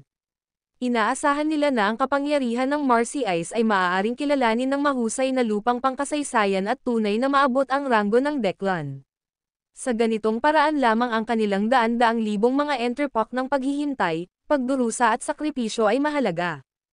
Habang ang mga powerhouse kasama ang form ng labanan ng Marcy Ice ay nahulog sa isa't isa, sa huli, tanging sina Fela at Fer ang naiwan sa walang bisa. Pinasok niya ang ikawalong ranggo ng Zeklan. Ito na ang pagtulak namin sa kanya sa huling oras. Tumingin si Fela kay Fer. Gawin natin ito ng magkasama. Kung may isa pang buhay, maging matalik na kaibigan muli. Tumango si Fer. Siya at si Fela ay naging dalawang sinag ng itim na ilaw. Tumungo sila kay James sa bilis ng kidlat. Sa instant na iyon, biglang nadama ni James ang dalawang kapangyarihan ng Marcy Ice na pumasok sa kanyang katawan at agad na sumugod sa kaluluwa ni Marcy Ice. Nakaramdam siya ng isang matalim na sakit mula sa aftershock na tumagos sa kanyang kaluluwa. Ang sakit ay kumalat sa kanyang buong katawan. Hindi niya maiwasang mapasigaw. James, tiisin mo ito. Patuloy na magpatuloy sa aming pag-asa. Ang mana ng kapangyarihan ng Marcy Ice ay nakasalalay sa iyo. Pagkatapos, nawala si Fela. Sa sandaling ito, si James ay nasa maraming sakit. Hindi mabilang na purong Marcy Ice power ang pumasok sa kanyang mga ugat. Tumayo siya sa walang bisa. Habang iniunat niya ang kanyang mga braso, lumitaw ang isang nakasisindak na banal na ilaw ng quasar. Ang ilaw ay kumalat sa lahat ng mga direksyon. Sa ilalim ng quasar banal na ilaw, ang lahat ng nebulae at mga planeta sa lugar na ito ay agad na sumabog. Ito ay pare-pareho. Inalog nito ang buong lugar. Maging sina Yuldra, Yegor at Herodias na nakarating lamang ay inalog ng kapangyarihan at umatras ng nagmamadali. Nang umatras si Yuldra, isang pader ng air shot out. Sa pamamagitan ng isang malakas na bang, agad itong nawasak ng quasar banal na ilaw. Matapos matisod para sa isang habang, sa wakas ay pinamamahalaang ni Yuldra na patatagin ang kanyang sarili sa tulong ni Yegor at Herodias. Ito ay hindi makapaniwala. Sumimangot si Yegor. Pumasok na lang si James sa ika-9 na ranggo ng Zeklan. Paano siya napakalakas? Bumantong hininga si Herodias at sinabing, Ang rurok ng kapangyarihan ng Marcy Ice ay naaayon sa kapangyarihan ng Tai Chi at kapangyarihan ng Turta. Mayroon siyang magandang kinabukasan. Hinabol ni Yuldra ang kanyang mga labi at sinabi ng may ngiti, ang kanyang mga nagawa ay hindi lamang bunga ng kabutihan ni Yani at kapangyarihan ni Marcy Ice kundi pati na rin ang aking kapangyarihan sa kasaysayan. Tiningnan ni Yegor ang ilaw ng quasar sa kalangitan at tinanong, pinakawalan mo na ba ang iyong mga pagkiling? Dahil ito ay isang pagkiling, syempre, dapat kong pabayaan ito. Sa isang ngiti, tinanong ni Yuldra, ano sa palagay mo? Ang pakikinig na natigilan sina Yegor at Herodias. Pagkatapos, isang koro ng mga sigaw na tunog mula sa likuran nila. Syempre, kailangang ibagsak ito. Tumalikod sina Yegor at Herodias at napagtanto na sa walang bisa sa likuran nila ay daan-daang mga powerhouse na may kapangyarihang pangkasaysayan. Batay sa kanilang mga ranggo ng paglilinang, hindi bababa sa ikawalong ranggo ng Zeklan. Mayroong 12-dosenang sa ikasyam na ranggo ng Zeklan. Kasama dito sina Galen at Sasha. Maghintay tayo sandali, Antong hininga si Yuldra at sinabi, ang aming mga pagkakakilanlan ay naiiba kay Fela at sa iba pa. Hindi tayo maaaring maging tuwid na katulad niya. Panipi. Pagkatapos, ang daan-daang mga powerhouse na may kapangyarihang pangkasaysayan sa likuran niya ay agad na nakaupo kasama ang kanilang mga binti na tumawid at dahan-daang ipinikit ang kanilang mga mata. Matapos may bulalas ang kapangyarihan sa kanyang puso, tiningnan ni James ang kanyang mga kamay sa isang labi. Ang kanyang tunay na gintong katawan ay nanatiling hindi nagbabago, ngunit ang kanyang lakas ay tumaas ng maraming. Sa mga salita ni Lizia, naabot niya ang ikasyam na ranggo ng Zeklan. Ang kapangyarihan ng quasar na kumalat at ang quasar banal na ilaw na namumulaklak sandali ang nakaraan ay ang pinakamahusay na katibayan. Ang video na ito ay edited by Urban Storytelling. Kabanata 6675. Seka ang selyo ay itinaas, si Yuldra ay kumikinang na pula. Siya ay nasa mataas na espiritu at nagkaroon ng pag-uugali ng isang powerhouse. Alam ba ng lahat ng mas matatandang powerhouse ang tungkol dito? Tanong ni James. Tumanggo si Yuldra. Ang kapalaran ay ang pangwakas na patutunguhan at hindi apektado ng kalooban ng anumang nabubuhay na nilalang. Dahil naiintindihan nila ito, dapat mo ring maunawaan ito. Destiny. Pinaikit ni James ang kanyang mga mata. Hindi ako naniniwala sa kapalaran.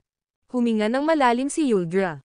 Ang mga nabubuhay na nilalang na maaaring may seal dito ay ang lahat ng mga pinuno na minsan ay pinangungunahan ang mundo ng Tai Chi. Sila ay hindi tapat at nagninangas. Hindi nila sinusunod ang mga pagpigil sa Zymergy at ang batas ng Tai Chi.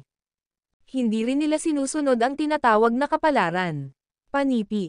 Pagkatapos, tumingin si Yuldra kay James. Ngunit ngayon, pinili ka nila ng pisikal. Alam mo ba kung bakit? Panipi. Antong hininga si James. Ito ay pag-asa. Nais nilang lumayo sa kapalaran. Tama iyon. Tumingin si Yuldra kay James. Alam mo ang lahat. Hindi mo kailangang makaramdam ng pagkakasala tungkol dito. Hindi ako nagkasala tungkol dito. Dahan-daang ipinikit ni James ang kanyang mga mata. Hinahangaan ko ang kanilang pagtitiyaga at iginagalang ang kanilang pagmamataas, ngunit masama ang pakiramdam ko at walang magawa para sa kanila. Sa gayon, nagulat si Yuldra. Hindi niya inaasahan na mag-isip si James. Panipi. James, ikaw. Maaaring isipin nila na sinasamantala ko at ipinapakita, gumawa ng mga sarkastiko na komento. Antong hininga si James at sinabi, ngunit bago iyon, inaasahan kong malinaw na maiintindihan mo kung anong kapalaran ang iyong nilalaban. Nang marinig iyon ni Yuldra, nagbago ang kanyang ekspresyon. Siyempre, ito ang pagsugpo sa Zymergy. Hindi iyon ang iyong kapalaran. Iyon ang iyong kaaway. Umiling si James at umiling-iling. Ang iyong tunay na kapalaran ay ang mahusay na lupang pangkasaysayan. Para sa Hungering ito, tumanggi kayong tanggapin ang pagsugpo sa Zymergy at hayaan ang kapangyarihang pangkasaysayan at ang kapangyarihan ng Marcy Ice na nakikipagkompetensya, na nag-trigger ng isang digmaan at tinatakan dito. At ang pangwakas na layunin ng digmaan ay upang maabot ang mahusay na lupain ng historial, kilalanin ang mga antas ng dalawang kapangyarihan na pinanghahawakan mo, at pagkatapos ay makaligtaan ang Zymergy, na iniisip na maaari kang umasa sa isa sa dalawang kapangyarihan upang maabot ang ranggo ng Declan Mahayana. Mayroon bang problema doon? Sumimangot si Yuldra. Biglang tinanong ni James, sino ang nagtakda ng mga antas ng mga kapangyarihan at ang ranggo ng Declan Mahayana? Ito ba ang mahusay na lupang pangkasaysayan? Nang marinig iyon, umiwas si Yuldra. Tinanong muli ni James, kung ito talaga ang mahusay na lupang pangkasaysayan, ano siya kung hindi siya ang iyong kapalaran? Tumugon si Yuldra, ang lahat ng mga bagay at buhay na nilalang ay nabuo ng mahusay na lupang pangkasaysayan. Maaari ba itong sinimulan niya ang lahat mula sa simula? May kamalayan ba siya? Pinutol ni James si Yuldra. Mayroon ba siyang buhay na namamahala? Natigilan si Yuldra. Kalmado, sinabi ni James, ang langit at lupa ay hindi mabait. Itinuturing nila ang lahat na bobo. Taos-puso nating iginagalang ang Diyos. Siya ay isang Diyos sapagkat siya ay makapangyarihan sa lahat, walang kabuluhan, walang porma, walang pagnanasa at walang awa. Tulad ng sinabi niya na, tiningnan muli ni Jiang Chen si Yuldra, kung ang isang Diyos ay ipinanganak na may kamalayan at may pagkakaiba sa pagitan ng mabuti at masama, higit na mataas at mas mababa at hierarchical, maaari pa ba siyang ituring na isang Diyos? Sa pagtingin kay James, si Yuldra ay labis na nagulat na hindi niya masabi ang isang salita. Ang video na ito ay edited by Urban Storytelling. Kabanata 6674. James ay hindi nasuri ang kanyang ranggo ng paglilinang. Agad niyang sinuri ang mga kaluluwa na nakolekta ni Lizia. Naalala niya ng malinaw na mayroong isang kabuuang 223 mga powerhouse kasama ang kapangyarihan ng Marcy Ice na tumulong sa kanya. Kasama si Fela at ang babaeng nabubuhay, mayroong 225 powerhouse. Gayunpaman, natagpuan lamang niya ang 223 kaluluwa sa Years 1 Genesis Bell. Madaling hinanap ni James ang lahat ng mga puwang. Sa huli, natagpuan niya si Fela at ang mahiwagang babae na nabubuhay sa kanyang kaluluwa. Ang nagulat pa sa kanya ay ang hitsura ni Fela ay nagbago mula sa pagsusuot ng itim na balabal sa isang pula. Siya ay nakakaakit, para bang nais niyang maengganyo ang lahat ng mga nabubuhay na nilalang. Ang itim na balabal ng iba pang babaeng nabubuhay na buhay ay naging asul din. Nakasuot siya ng mabibigat na pampaganda at ipinapakita ang kanyang kaakit-akit na hitsura. Hemere at Fennec, biglang galit na galit si James. Sino ang nagpapahintulot sa iyo na sakupin ang dalawang nabubuhay na nilalang na ito? Ibigay ang mga ito ngayon. Nang marinig iyon, itinaas ni Fela ang kanyang ulo. Master, maganda siya. Gusto ko siya ng marami. Nawala si James sa mga salita. Ang isa pang babaeng nabubuhay na nasa asol na giggled at sinabing, Master, gusto ko rin siya. Tulad ng inaasahan, kakaiba na maging maganda. Galit na galit si James habang dahan-daang pinapalakpakan niya ang kanyang mga kamao. Ibigay ang mga kaluluwa. Mayroon ba kayong anumang integridad sa moral? Lalo na ikaw, Fennec, lalaki ka. Bakit mo gugustuhin ang kaluluwa ng isang babaeng nabubuhay? Panipi. Natigilan sina Hemere at Fennec. Pagkatapos, nagmadali silang umatras. Malinaw na wala silang balak na ibigay ang dalawang perpektong kaluluwa. Pinaihit ni James ang kanyang mga mata. Lizia, parusahan sila. Talunin sila hanggang sa ibigay nila ang mga kaluluwa. Agad na naging isang ilaw ng taybak si Lizia. Sa dalawang tunog, sina Hemere at Fennec ay naging dalawang sinag ng ilaw, isang asol at isang pula. Nagmamadali silang naglabas ng dalawang bola ng enerhiya ng kaluluwa. Sumiksik si Lizia at hinawakan ang dalawang bola ng enerhiya ng kaluluwa. Samantala, sina Hemere at Fennec ay nag-squatting sa lupa na may hawak na mga kamay. Mukha silang mali. Hemere, maganda ka na. Mangyaring magkaroon ng ilang kahihiyan. Galit na galit si Lizia, gusto mo bang malampasan ako? Hinabol ni Hemere ang kanyang mga labi at ibinaba ang kanyang ulo. Pagkatapos, sumulyap si Lizia sa ilusyon ng Fennec. Ikaw din. Wala akong pakialam kung magbihis ka ng kaakit-akit, ngunit paano mo may target ang kaluluwa ng isang babaeng nabubuhay? Nakakahiya ka. 1702 ika-28 ng Abril taong 2024 basahin ang makapangyarihang Dragon General Nobela Kabanata 6674 si Fennec ay hindi nagsalita. Nang makita niya iyon, ngumiti si James ng mapait at sinabing, Lizia, panatilihin ang mga kaluluwang ito. Isang araw, hahayaan ko silang magkaroon ng bagong simula. Ito ay isang pangako at utang. Tumalikod si Lizzie at tumanggo sa kanya. Mayroon ba ito? Pupuntahan ko sila ngayon. Master, maaari ka bang umalis? Wala namang masabi si James. Noon, narinig niya ang tinig ni Yuldra. James, matagal na ito.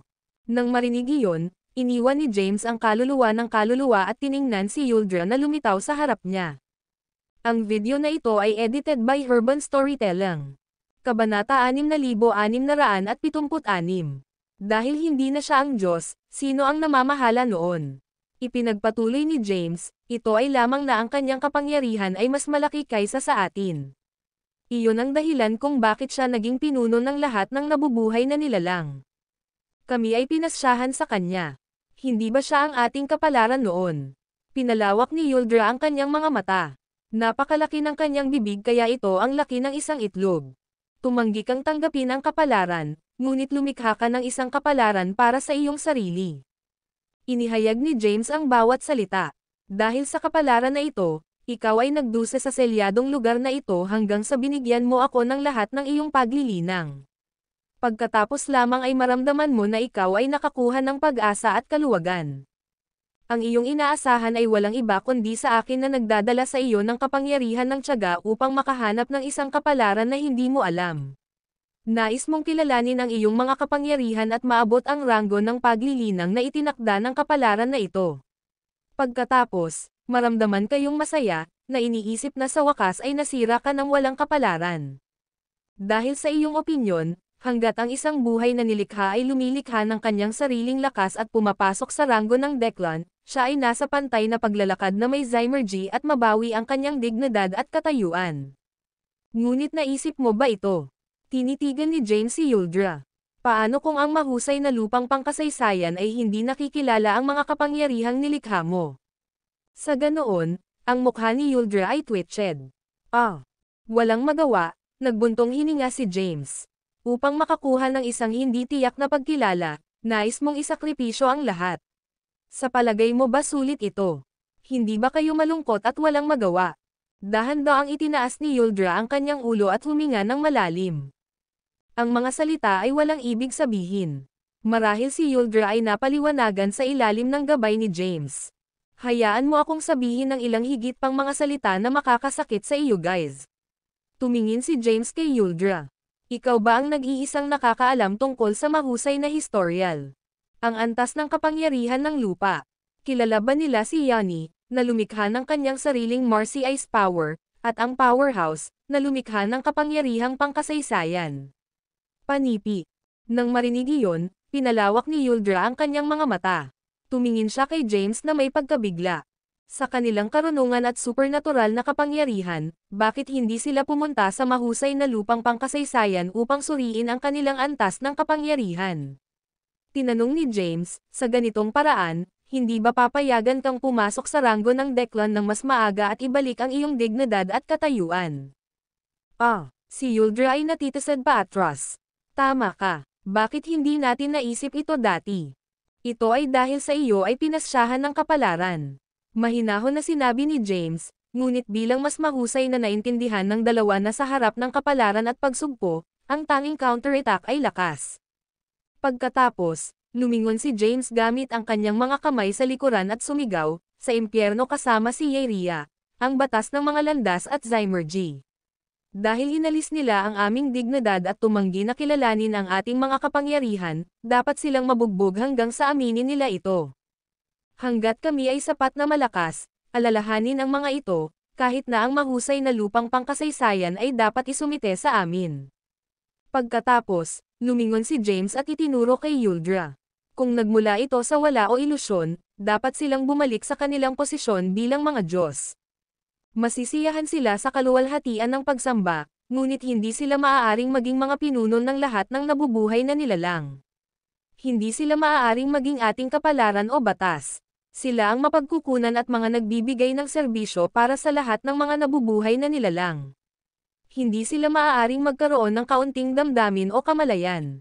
Ang kapalaran ng lahat ng nabubuhay na nilalang ay dapat na magpasya sa kanilang sarili. Kahit na ito ang batas ng gubat, mayroon tayong pangwakas na sasabihin. Maaari lamang silang manood mula sa malayo at hindi pinapayagan na makagambala. Ito ang kapalaran na dapat nating pagsisikap. Kami ang ating sariling kapalaran. Ang video na ito ay edited by Urban Storytelling. Kabanata 6677. Pagdinig sa masamang tinig na ito, si James ay nanginginig. Naisip niya, hindi ba pinigilan ng espiritu ni Morgoth sa Years 1 Genesis Bell ni Lizzie? Paano siya makapagsalita? Sinabi ni Lizzie. Morgoth, shut up. Ang iyong pagtawa ay nakakatakot. Maaari kitang talunin. Pagkatapos, sa Years 1 Genesis Bell, ang pag-iyak ni Morgoth ay maaaring marinig. Sa ngayon, dalawang nakasisilaw na ilaw ang nagmamadali mula sa kalangitan. Nagbago sila kina Yegor at Herodias. Biglang lumitaw sila. Ano ang isang mahusay na teorya tungkol sa kapalaran? Pinuri ni Yegor si James at sinabing, ikaw ay walang kabuluhan at nagdomineering. Sa ganoong kaibigan, maaliw ako sa buong buhay ko. Sa kabilang banda, tinitigan ni Herodias si James awkwardly. James, galing ako sa Turtesec. Batay sa sinabi mo, nangangahulugan ba ito na dapat din akong maging isang Diyos? Natigilan si James. Anong Diyos ka? Walang tigil na sinabi ni Yegor, dahil ang pagbagsak ng sekta ng TIRTA, si Zymergy ay hindi rin binigyan ka ng ausya. Huwag ilagay ang mga bagay sa iyong sarili. Ikaw ay isang buhay na buhay. Sa hindi inaasahan, hindi tumanggi si Herodias. Sa halip, mukhang kinakabahan siya. Tama si G. Yegor. Sinulyapan ni James si Herodias. Batay sa ausya at ang kapanganakan ng mga buhay na ugat, kahit na anak ka ni MS Turta, ikaw ay talagang buhay. Ngunit ikaw ay isang marangal. Nang marinig iyon, sumabog si Herodias sa pagtawa. Hindi ako magiging masaya kung nakakakuha ako ng isang mapagkunwari na Diyos. Nagpalitan sina James at Yegor ng mga sulyap at tumawa. Si Yuldra ay may hawak na tatlong nakasisilaw na kayamanan at lumakad kay James. Sila ay isang kulay abo na bid ang laki ng isang kamao, isang lilang token at isang lotus na nasusunog na may mga lilang apoy. Ito ay dapat na ang kaluluwa ng kaluluwa ng kaluluwa, historial lotus at pagkakasunod-sunod ng kasaysayan. Sa isang sulyap, sumimangot si James. Kailangan mo pa rin. James, pinaliwanagan mo kami. Mabait na tiningnan ni Yuldra si James. Bagaman hindi na namin nais na kilalanin ng mahusay na lupang pangkasaysayan, pinahahalagahan namin ang tatlong mga item na ito. Bakit? Sumimangot si James. Tatlong bagay. Sinabi ni Yuldra sa isang malalim na tinig. Una, upang maalis ang kompetisyon sa pagitan ng kapangyarihan ng Marcy Ice at kapangyarihan ng Historial, maaari mong isama ang dalawang kapangyarihan at lumikha ng isang bago, mas malakas na mundo para sa lahat ng mga nabubuhay na nilalang. Ang malakas na lakas ay maaari ring magdala ng isang matagumpay na conclusion sa laban. Pangalawa, inaasahan din namin na magagawa mo ang iyong bahagi sa pagkontrol sa iyong sariling kapalaran at muling makuha ang dignidad para sa lahat ng mga nabubuhay na nilalang. Pangatlo, umaasa pa rin kami na maaari kang pumunta sa mahusay na lupang pangkasaysayan upang magkaroon ng isang hitsura. Sa pamamagitan lamang ng pag-alam sa iyong sarili at ng kaaway ay maaari kang manalo sa bawat labanan. Panipi. Nang marinig iyon, huminga ng malalim si James. Lahat ba yan? Sumagot si Yuldra. Siyempre, may isa pang regalo. Hindi ko gusto ang mga bagay tulad ng Fela at ang mga powerhouse na may kapangyarihan ng Marcy Ice na mangyari muli. Tinitigan ni James si Yuldra. Kung naniniwala ka sa akin, itataas ko muna ang selyo. Kung tungkol sa ranggo ng ritual, makakahanap ako ng isang paraan upang maiangat ito at hayaan kang makahanap ng isa pang paraan upang mas mahusay na linangin. Sa pagtingin kay James, medyo nalilito si Yuldra. Akala niya nangangarap siya. Napag-usapan niya ang lahat ng mga powerhouse na may kapangyarihang pangkasaysayan dito upang ilagay ang kanilang pag-asa kay James. Hindi siya mag-atubiling ibigay ang lahat ng kanyang paglilinang kay James. Gayunpaman, hindi niya inaasahan na gawin muna ito ni Fela. Ngayon, bago niya masabi kay James ang tungkol sa pagbibigay sa kanya ng paglilinang, pinigilan niya siya na makipag-usap. Hindi lamang iyon, ngunit may pangako din si James. Nagulat ito kay Yuldra. Sa pagtingin sa nagulat na si Yuldra, ngumiti si James at sinabing, "Siyempre, may kondisyon ako." Ano ito? Tumanggaw si Yuldra. Nagsalita si James habang binibigyang diin ang bawat salita, matapos ang pag-angat ng selyo, pumunta sa ikatlong layer ng lupain ng Forlat at hahanapin ang mga rebela. Dadalhin kanya upang matugunan ang Truet, pinuno ng Solstice Alliance, at tulungan siya. Tumawa si Yuldra nang marinig niya si James. Malapit na lang kaming mabatak ang aming mga kalamnan. Siyempre, gagawin namin iyon. Ngumiti si James. Inikat niya ang kanyang kamay, at lumitaw ang isang token ng 3 kapangyarihan. Pagkatapos, ibinigay niya ang token kay Yuldra. Kapag nakilala mo ang Rebela at Truet, ibigay ito sa kanila. Maiintindihan nila ang lahat. Tumanggo si Yuldra. Kung gayon, pupunta ka sa mahusay na lupang pangkasaysayan. Ang pagkakaroon ng tulong sa inyong dalawa ay sapat na. Ngumiti si James at tiningnan si Nayagor at Herodias. Ang pag-aayos ni James ay misteryoso. Kung ang alliance ng Solstice ay may tulong ng napakaraming mga powerhouse sa ika-8 o ika-9 na ranggo ng Zeklan, ang lakas nito ay nadagdagan ng libo-libong beses. Pagkatapos nito, maaari itong sakupin ang mundo ng Genesis agad, hayaan mong protektahan ang sarili. Mas mahalaga, mayroong Yuldra na nakarating sa ranggo ng Xerxodeclan. Kahit na maraming mga clones ng Tai Chi ang sumalakay sa parehong oras, madali niya itong makitungo. Ang mga sumusunod na bagay ay magiging simple. Ginamit ni James ang Terrace Astride Step at Dawn Blaze Form upang ipatawag ang karma at mga paghihirap ng daan-daang mga powerhouse sa ika-8 at ika-9 na ranggo ng Zeklan. Ginamit niya ang Eurus 1 Genesis Bell upang makuha ang Crep Myrtle Energy ng kaguluhan at Crep Myrtle Energy ng Hazif na pinigilan ang mga ito. Itinaas niya ng buo ang selyo. Sa ganitong paraan, natanggap ni James ang tulong ng daan-daang mga powerhouse sa ranggo ng Zeklan. Mayroon din siyang isang powerhouse sa ranggo ng Xerxodeclan. Dahil dito, ang lakas ng alyansa ng Solstice ay tumaas ng malaki. Matapos ayusin ang lahat, kinuha ni James si Nayagor at Herodias kasama ang Marcy Ice Power at dumiretso sa ika-5 layer ng lupain ng Forlat. Ang video na ito ay edited by Herban Storytelling. Kabanata 6678. Sa ika-5 layer ng lupain ng Forlat, madilim na may Crep Myrtle Energy sa lahat ng dako. Sa harap ng nakasisindak at malaking buhawi ng lakas ng Violet, mayroong mga lotus na Violet Pink. Ito ay isang kakaibang paningin. Mas mahalaga, ang mga Violet Pink Lotus ay napuno ng espiritual na enerhiya. Sinisipsip nila ang lakas ng Violet sa buhawi. Unti-unting lumawak sila. Isa-isa, ang mga violet na espiritual na katawan ay nabuo sa mga lotus, na dahan-daang lumaki. Sa malapit na distansya ng mga violet pink na lotus na ito, isang magandang buntis na nakasuot ng itim na balabal ang nakaupo sa isang higanteng violet pink lotus na ang kanyang mga binti ay tumawid. Nagkaroon ng isang glow ng violet pink light sa likuran niya. Mayroon ding libo-libong mga lotus. Nagniningning silang maliwanag at nagbubugbog sa hangin. Sa oras na ito, mula sa lila na buhawi, isang lalaki at isang babae ang lumabas. Ang lalaki ay muscular, habang ang babae ay kaaya-aya. Nang makita nila ang mga lotus ng violet pink sa lupa, dumilim ang kanilang mga ekspresyon. Itinanong niya muli ang mga ito. Nakakainis. Bigla, galit na sinabi ng babae, dapat siyang patayin ngayon. Kung hindi man, ang kaguluhan na kakanyahan na nagpapalusog sa atin ay lahat ay mahihigop sa kanya. Nang makita na ang babae ay malapit ng magmadali patungo sa buntis, ang lalaki sa tabi niya ay agad na huminto sa kanya. Oo, huminahon ka. Mag-ingat sa mga bitag. Huwag kalimutan kung paano pinatay siya nina Hadley Holmes at Lorelai Ward. Panipi. Sumimangot si Yesenia nang marinig niya iyon. Pinahinto niya agad ang kanyang mga aksyon. Tumingin ang lalaki sa buntis na may light pink light sa paligid niya. Siya ay isang matigas na target dahil siya ang Yin Governor na binuo ng unang Tai Chi. Naranasan din niya ang hindi mabilang na pagdurusa. Hindi lamang siya namatay, ngunit nakatakas din siya sa mga karmas at pagdurusa.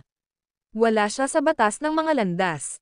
Sa halip, nilikha niya ang kanyang sariling makalangit na landas. Maaari siyang sumipsip ng hindi mabilang na energies at naging demonyo. Panipi. Nakaramdam ng pagkagalit, sumigaw si Yesenia. Kahit gaano siya kalakas, wala siya sa ranggo ng Deklan. Ngayon na siya ay buntis, ang kanyang lakas ay dapat mabawasan. Ito ay isang magandang panahon upang patayin siya. Panipi. Sumimangot ang lalaki. Alam mo ba kung sino ang ama ng sanggol sa kanyang tiyan? Sumigaw si Yesenia. Wala akong pakialam kung sino ang ama. Dahil siya ay nang-ahas na pukawin tayo, siya. Hindi ka ba nakakaramdam ng isang bakas ng kakilakilabot na kapangyarihan? Ginambala siya ng lalaki. Nakalimutan mo na ba ang pagdurusa 100,000 mga enterpok na nakalipas? Nagulat si Yesenia. Nanlaki ang mata niya. Ibig mo bang sabihin na ang sanggol sa kanyang tiyan ay kabilang sa Morgoth? Morgoth, ang lalaki ay nanginginig. Si Morgoth ay nasil. Imposible ito. Ngunit ang kapangyarihang ito ay tila mas nakakatakot kaysa sa Morgoth. Panipi. Si Yesenia ay nawala sa mga salita. Mas nakakatakot ito kaysa sa kapangyarihan ni Morgoth. Hindi niya maiisip ang sino mang mas malakas kaysa sa Morgoth sa Zymergy at hindi mabilang na mga lupain. Maghintay ka lang at tingnan. Bumantong hininga ang lalaki. Sina Seamus at Simeon ay umalis na upang humingi ng tulong. Pagdating ng tulong, haharapin niya. Pinakalat ni Yesenia ang kanyang mga kamao. Nakatitig siya sa buntis na nasa malayo. Natatakot lang ako na gagamitin ng mabaliw na babaeng ito ang mga espiritual na katawan sa ranggo ng Zeklan upang gumawa ng paglipat muli bago dumating ang tulong. Pagkatapos, tiningnan niya ang lalaki. Javier, maaari akong makinig sa iyo at hindi lumaban sa kanya, ngunit ang mga espiritual na katawan na ito ay dapat na mapupuksa. Kung hindi, sige. Matapos sabihin iyon, bumagsak si Javier. Sa instant na iyon, isang kahanga-hangang kulay abo na kapangyarihan ang naging mga ilaw ng tebak. Agad silang lumusot sa mga lotus ng violet pink. Sa pamamagitan ng isang malakas na boom, hindi mabilang na violet pink lotus ang sumabog. Ang mga espiritual na katawan sa kanila ay lumipad sa lahat ng dako nang mawala ang suporta. Sa sandaling ito, si Yesenia ay naging isang sinag ng ilaw ng lila. Nagmadali ito. Kahit saan ito lumipas, ang hindi mabilang na mga espiritual na katawan ay lilipad. Pagkatapos, agad silang durog. May dugo at laman kahit saan. Sa pagtingin sa marahas na eksena, nababahala si Javier. Ito ang mga sanggol. Paano mo ito papatayin? Sa lugar na puno ng dugo, sumigaw si Yesenia na parang demonyo, hindi sila mga sanggol, sila ay mga kaaway. Kailangan nating alisin ang ugat. Pagkatapos, ang buntis na nakaupo sa malaking violet pink lotus ay nagbukas ng kanyang mga mata. Dalawang sinag ng violet pink light na may malevolent energy shot out. Boom! Boom! Ang video na ito ay edited by Urban Storytelling. Kabanata 6679. Isa pang dalawang malakas na pagsabog ay lumabas. Sa walang bisa, si Yesenia ay nahuli sa bantay at nilamon ng mga pagsabog. Sa susunod na segundo, bumaril siya sa langit. May itim na usok sa paligid niya. Galit, umungol siya, mabaliw ka. Mapapahamak kita. Pagkatapos, siya ay naging isang sinag ng ilaw ng lila at sumugod patungo sa buntis. Sa sandaling ito, libu-libong lakas ng violet pink ang lumipad mula sa likuran ng buntis.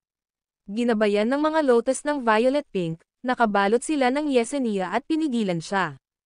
Sa oras na ito, si Yesenia ay labis na nagagalit.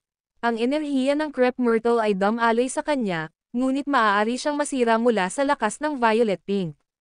Nagpanik pa siya nang mapagtanto niya ang lakas ng violet pink ay sumisipsip sa kanyang paglilinang. Ang kanyang paglilinang ay mabilis na dumadaloy. Gaano ka manggahas? Galit na umungol si Yesenia. Gaano ka katapang na kumilos ng walang ingat sa mahusay na pagbuo ng historical teleportation? Hindi ka magkakaroon ng pagkakataon na muling makarinig kapag namatay ka. Nang makita si Yesenia na nahihirapan, ang buntis ay kumalas sa kanyang kamay. Isang nakasisindak na itim na kapangyarihan ang lumipad patungo sa Yesenia. Sa sandaling ito, isang sinag ng amethyst ginto na ilaw ang sumugod sa kanya. Bumangga ito sa itim na kapangyarihan, at mayroong mga tunog ng pagsabog. Ang aftershock mula sa banggaan ay tumama sa buntis. Laking gulat niya na umatras sa isang mabilis na bilis kasama ang lotus sa ilalim niya. Sa kabilang banda, nais ni Javier na kumuha ng pagkakataon na iligtas si Yesenia, ngunit siya ay tinamaan ng kapangyarihan. Habang pinipilit niya ang kanyang sarili, naglabas siya ng isang bibig ng dugo. Tiningnan niya ang buntis na umatras sa malayo. Nagkaroon din ng dugo sa mga gilid ng kanyang bibig. Malubhang nasugatan din siya. Gayunpaman, si Yesenia ay natigil pa rin sa hindi mabilang na mga kapangyarihan ng Violet Pink. Ang hindi mabilang na mga lotus na Violet Pink ay sumisipsip pa rin sa kanyang kapangyarihan ng kaguluhan. Napapikit ang kanyang mga kamao, tinitigan ni Javier ang buntis. Yin Governor, hayaan mo si Yesenia. Kung hindi, hindi ako pipigil. Sumimangot ang buntis. Pagkatapos, ang mga kapangyarihan ng Violet Pin sa paligid ng Yesenia ay masikip, na ginagawang sumigaw ang huli sa sakit. Natigil si Javier, ikaw. Ano ang magagawa mo? Malamig na tanong ng buntis. Nanginginig ang katawan ni Javier dahil galit na galit siya. Ano ang sinusubukan mong gawin? Sinabi ko sa iyo, malamig na sinabi ng buntis, lumayo sa daan. Nais kong pumunta sa mahusay na lupang pangkasaysayan. Ikaw ang gobernador ng Yin. Dapat mong malaman ang mga patakaran. Inihayag ni Javier ang bawat salita at sinabing, ang isang buhay na nilalang ay walang karapatang pumunta sa mahusay na lupang pangkasaysayan. Tumugon ang buntis, hindi ako nabubuhay. Ako ang inapo ni Tai Chi. Ngunit ang sanggol sa iyong tiyan ay isang buhay na nilalang. Itinuro ni Javier ang buntis at umungol, ang dakilang lupang pangkasaysayan ay ang lugar ng kapanganakan ng lahat ng mga kapangyarihan. Ito ang santuaryo ng Zymergy. Paano ito masisira sa mga nabubuhay na nilalang? Mga nabubuhay na nilalang. Tainted. Tumawa ang buntis. Pumasok ka na ba sa mahusay na lupang pangkasaysayan bago? Ang video na ito ay edited by Urban Storytelling. Kabanata 6680. Ang buntis na nakaupo sa malaking violet lotus ay nakangiti. Sa susunod na segundo, iniwasan niya ang kanyang kamay. Isang amethyst red power haligi ang bumaril. Sa gitna ng mga tunog ng whistle, ang amethyst red power haligi ay agad na naging mga ilaw ng taybak. Maraming mga after images ang lumitaw. Dumiretso sila sa gintong katawan ni Javier. Ito ang paglalaro ng bata. Umungol si Javier bago bumaba ang kanyang mga kamay. Ngunit ang welga ay hindi mapigilan ang amethyst red sword lights mula sa pagwawalis sa buong kalangitan. Sa halip, hindi mabilang na mga ilaw ng taybak ang tumagos sa kanyang mga higanteng kamay at dumiretso sa kanyang gintong katawan. How maaari ba ito? Walang maaaring tumagos sa aking gintong katawan, sabi ni Javier. Pagkatapos nito, hindi mabilang na amethyst red sword lights ang tumagos sa kanyang gintong katawan na may isang tunog ng hangin. Ito ay walang katapusang at nakakatakot. Sa pamamagitan ng isang hiyawan, ang ilaw ng amethyst ginto na pinalabas mula sa gintong katawan ni Javier. Sa sandaling ito, 4 na sinag ng ilaw ng violet ang lumitaw sa likuran niya. Tinamaan nila ang kanyang gintong katawan at tinanggal ang mga ilaw ng sword ng amethyst red sa kanyang gintong katawan. Kasunod ng isang tunog ng tunog, ang mga ilaw ng amethyst red sword ay tinatangay ng hangin. Tumungo sila sa buntis. Napakalaki nito. May mga sinag ng ilaw ng lila sa pagitan nila. Sa pagkabigla, ang buntis ay hindi maiiwasan ang mga ito sa oras. Inilipat niya ang kanyang mga kamay. Ang isang bakas ng lakas ng violet pink ay nabuo sa harap ng malaking lotus. Boom! Boom! Boom! Tumunog ang mga pagsabog. Sinamahan sila ng hindi mabilang na mga ilaw ng taybak na naghagupit sa pader ng enerhiya. Sa loob lamang ng ilang minuto, ang pader ng enerhiya ng violet pink na nilikha ng buntis ay biglang bumagsak. Hindi mabilang na mga ilaw ng taybak na nagmamadali sa kanya. Sa oras na ito, lumingon ang buntis upang maprotektahan ang sanggol sa kanyang tiyan. Ang kanyang katawan ay napapaligiran ng amethyst red light na may malevolent na enerhiya. Boom! Hindi na matiis ng magandang babae ang epekto ng mga ilaw ng taybak at natamba. Ang napakalaking lotus na nakaupo siya sa nabasag agad. Sinasamantala ito, si Yesenia na napapalibutan ng amethyst red power ay libre. Ang buntis na nahulog sa lupa ay naglabas ng isang bibig ng dugo at itinaas ang kanyang ulo. Noon lamang nakita niya ang 4 na mga numero sa likod ng gintong katawan ni Javier. Ang bawat figure ay kumikislap na may nakasisindak na ilaw ng lila. Ilang sandali na ang nakalilipas, nakipaglaban siya sa 5 tao na nag-iisa. Hindi. Nakipaglaban siya sa 6 na tao, kabilang ang Yesenia. Sa kanyang lakas, hindi ito problema. Gayunpaman, habang siya ay buntis, ang kanyang lakas ay nabawasan. Sa gayon, Nagtapos siya sa naturang kakilakilabot na mga makitid. Akala ko na ang gobernador ng Yin, ang ina po ni Tai Chi, ay magiging mahusay. Ngunit average ka lang. Bigla, ang isang tao na mukhang isang unggoy ay tumawa. Natalo namin ang gobernador ng Yin. Kami ay magiging sikat, sabi ng isang hindi marunong na chubby na may isang hindi magiliw na tono. Sa susunod na segundo, inalis ni Javier ang kanyang gintong katawan. Nakakapit sa kanyang dibdib, naglabas siya ng isang bibig ng dugo at sinulyapan ang buntis na may pulang mata. Yin Governor, oras na para mamatay ka. Kung mahulog ka rito, hindi ka na muling makakasama. Hoy, huwag mo pa siyang patayin. Ang taong mukhang isang unggoy ay ngumiti ng creepily at sinabing, maganda siya. Isa siya sa pinakamagagandang kababaihan. Dapat muna tayong maglaro, panipi.